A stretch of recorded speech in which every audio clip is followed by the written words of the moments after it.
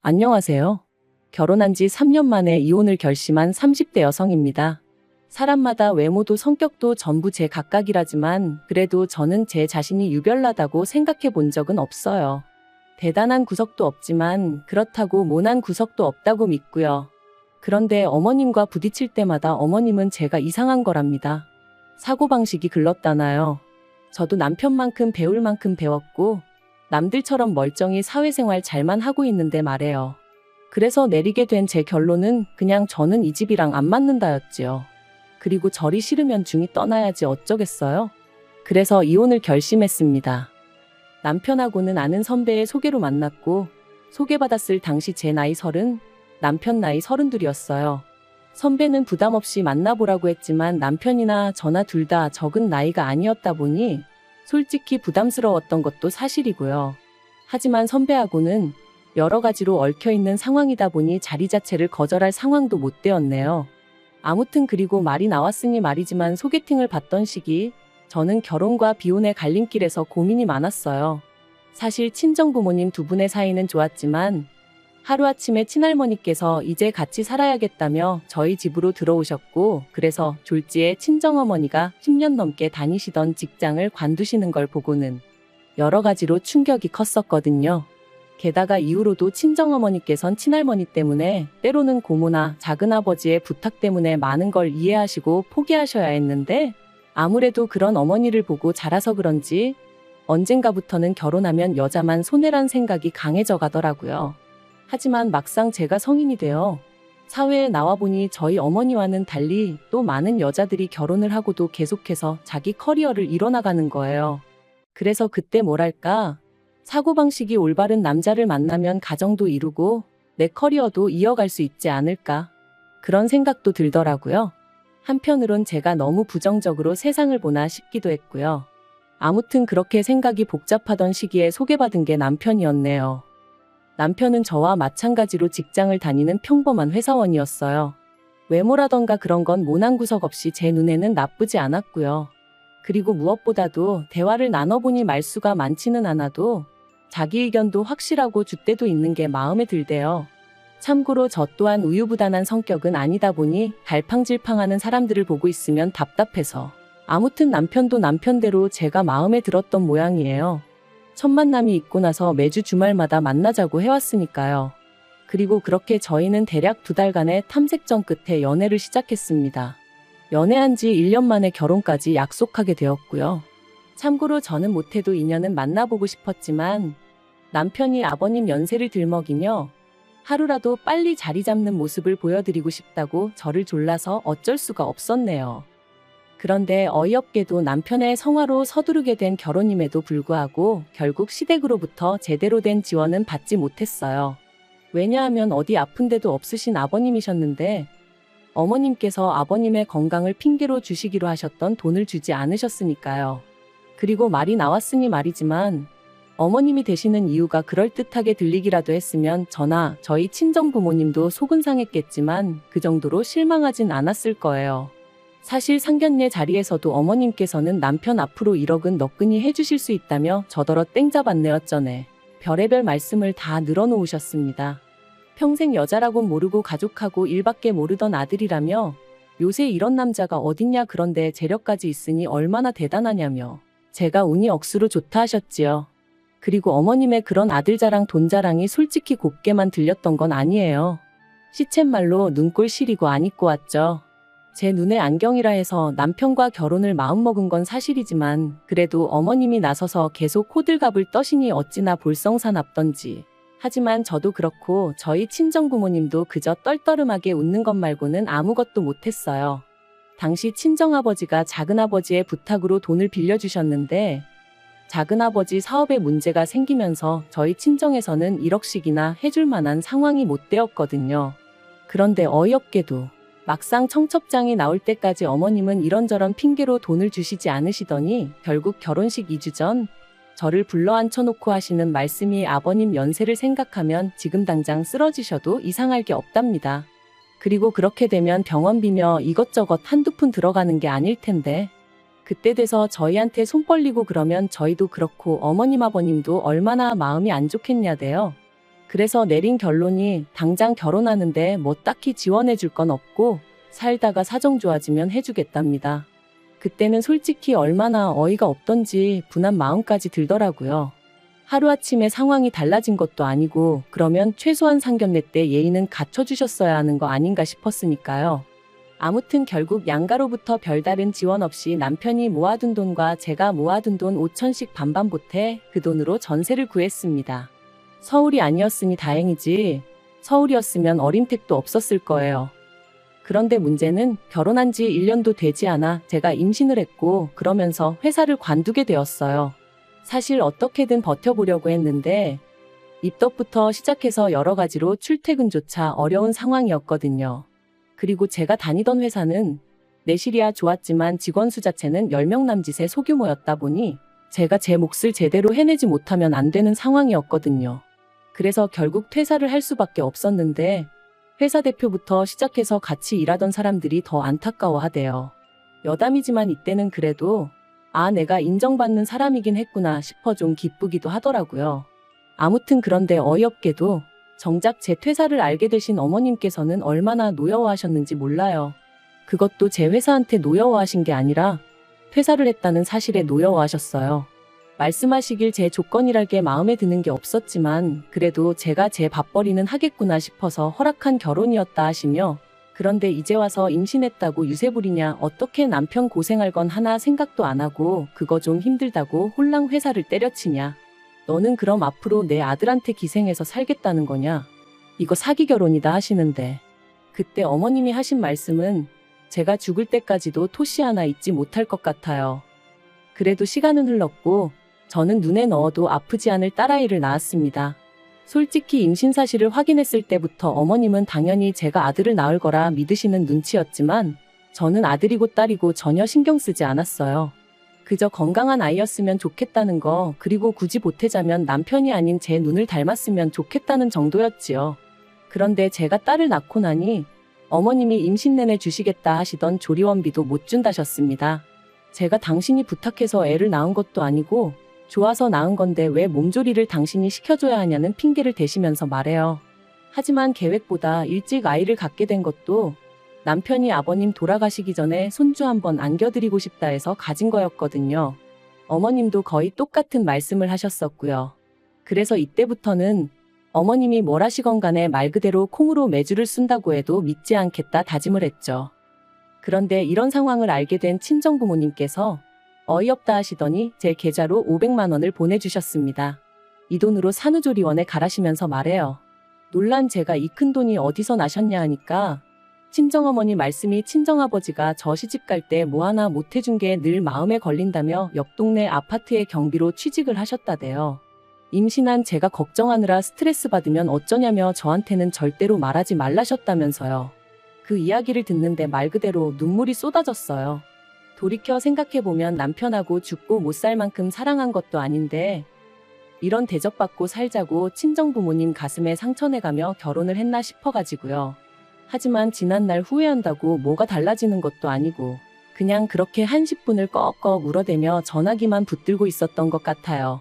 그런데 황당한 건 친정부모님한테 500을 받았다는 사실을 알고서는 남편이 했던 말이었습니다.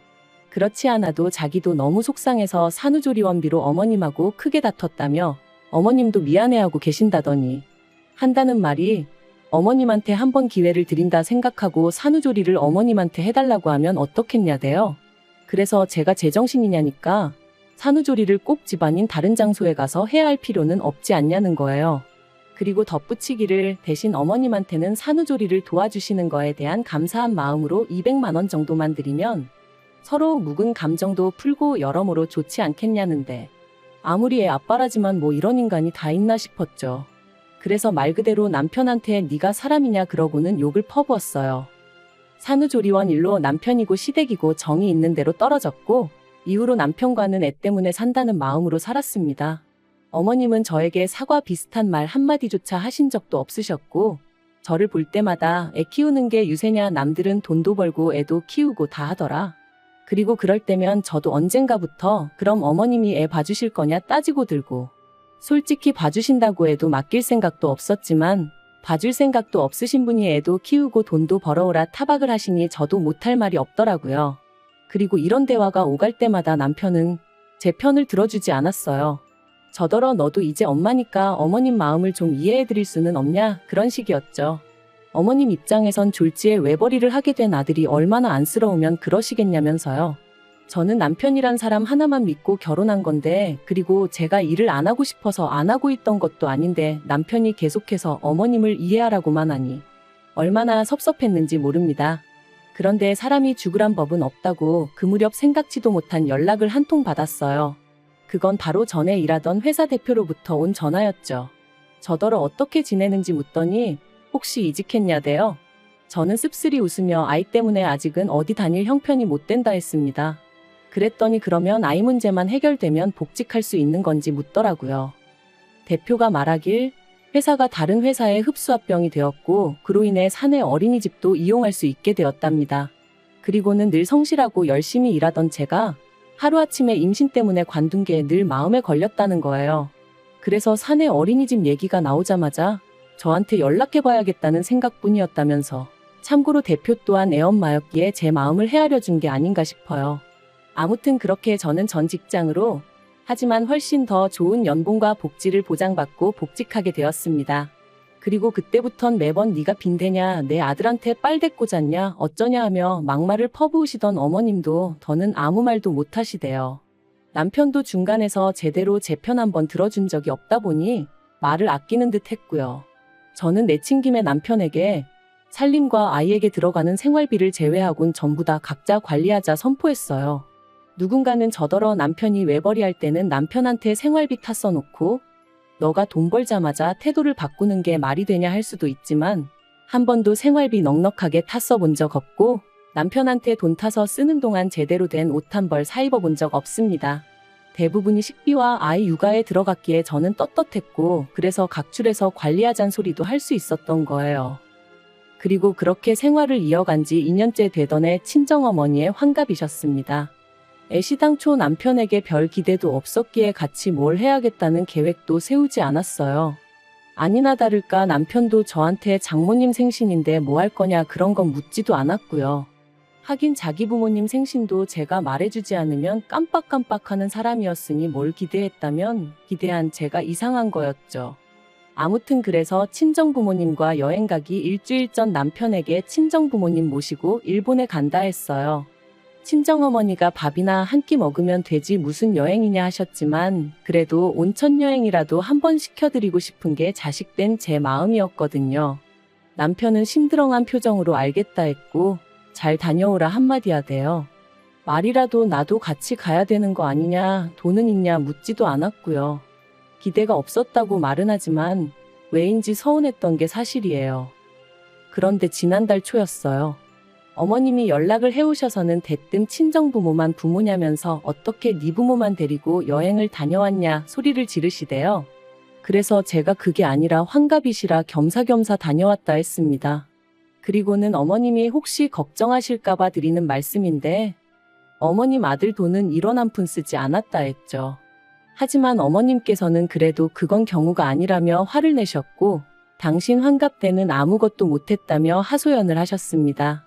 황당한 건 어머님 환갑 때는 제가 이 집 며느리가 아니었는데 말이죠. 어머님은 저희 친정어머니보다 나이가 6살이나 많으셨거든요. 그래서 제가 그러면 칠순 때 챙겨드리겠다 하니까 칠순까지 얼마나 남았는 줄 아느냐며 무조건 지금이라도 지나간 환갑을 챙겨달라셨어요. 어이도 없고 환장하겠더군요. 그렇게 전화로 1시간 10분을 시달린 끝에 알겠다 했습니다. 그런데 곰곰이 생각해보니까 제가 그걸 왜 해드려야 하나 싶더라고요. 그래서 남편한테 여행은 좀 과한 것 같다니까 저더러 알아서 하랍니다. 자기는 어머님 환갑 때 100만 원 해드렸으니까 이 일과는 상관이 없다면서 말이죠. 그리고 강 건너 불구경하듯 말하는 남편의 모습을 보고 있으니 그동안 어머님과 제가 갈등이 있을 때마다 남의 일마냥 먼 산만 보던 남편의 지난 과거들까지 떠오르면서 더더욱 억울하고 분한 마음이 들더라고요. 그래서 저도 이대로는 못 넘어가겠다, 말 그대로 복수를 해야겠다 싶대요. 그래서 어머님이 저한테 이렇게 주신다며 잔뜩 기대하게 만드셨던 것처럼 저도 여행 일정이며 이런저런 이야기로 남편과 어머님을 잔뜩 들뜨게 만들었어요. 그리고 출발 하루 전날 남편과 함께 어머님 댁에 찾아가 갑자기 사정이 생겨 여행을 못 갈 것 같다고 통보해버렸습니다. 영문도 모르고 같이 간 남편이 눈이 휘둥그레져서 저를 쳐다보더라고요. 그리고 역시나 제 예상대로 말 그대로 난리가 났어요. 제가 당신을 가지고 놀았다면서 세상에 이런 법이 어딨냐 하시더니 약속을 했으면 지켜야지 사람을 뭘로 보고 이런 짓을 하냐면서요. 그래서 저도 지지 않고 저는 어머님 사정을 다 이해해드렸는데 어머님은 왜 저를 이해 못 해주시냐 서운하다 받아쳤습니다. 어머님이 저한테 하셨던 말씀처럼 제가 무슨 빚을 진 것도 아니고 마음 같아선 해드리고 싶었지만 안 되는 걸 어떡하겠냐고요. 그랬더니 어머님도 더는 아무 말씀을 못 하시긴 하대요. 하지만 이 일로 남편 입에서 이혼 소리까지 나올 줄은 솔직히 꿈에도 생각을 못 했습니다. 남편은 그저 저더러 너무하다며 어머님이 결혼할 때 돈 안 해주신 걸로 제가 이렇게 앙심을 품고 있을 줄은 몰랐다는 거예요. 그래서 돈이야 우리 친정에서도 안 해주셨는데 내가 무슨 앙심을 품고 있었겠냐 했습니다. 하지만 이후로 어머님이 돈 가지고 나를 얼마나 서운하게 하셨는지 당신은 알지 않냐고. 그때 맺힌 게 지금 이렇게 터져나온 것뿐이라 했죠. 하지만 남편은 저를 이해하려 노력하기보다는 그래도 어머님이 얼마나 상처를 받으셨겠냐며 제가 심했답니다. 그리고 그런 남편과 저도 더는 대화하고 싶지 않아 마음대로 생각하라 했는데 남편이 친정 부모님과 여행하면서 든 돈이 얼마냐며 그 돈하고 똑같은 액수로 어머님한테 드리래요. 제 잘못에 대한 용서를 구하면서 말이죠. 그리고 그 말을 들으니 앞으로 살면서 이보다 더한 일들도 많을 텐데 그럴 때마다 남편은 제 편이 아니겠구나 싶은 생각이 들면서 이혼하자는 남편을 더 이상 붙잡고 싶지 않아졌습니다. 솔직히 붙잡은 것도 제가 남편이 너무 좋아서 그런 것보단 애 아빠니까 그런 거였고요. 결국 남편과 저는 협의 이혼 중이고 앞으로 한 달 정도면 저희는 완전히 남남이 됩니다. 앞으로 혼자 아이를 키우며 살 생각을 하면 솔직히 눈앞이 깜깜하기도 하지만 그래도 정서적으로나 경제적으로나 뭐 하나 의지하기 힘든 사람과 부대끼며 사는 것보단 혼자가 낫겠다는 확신이 있거든요.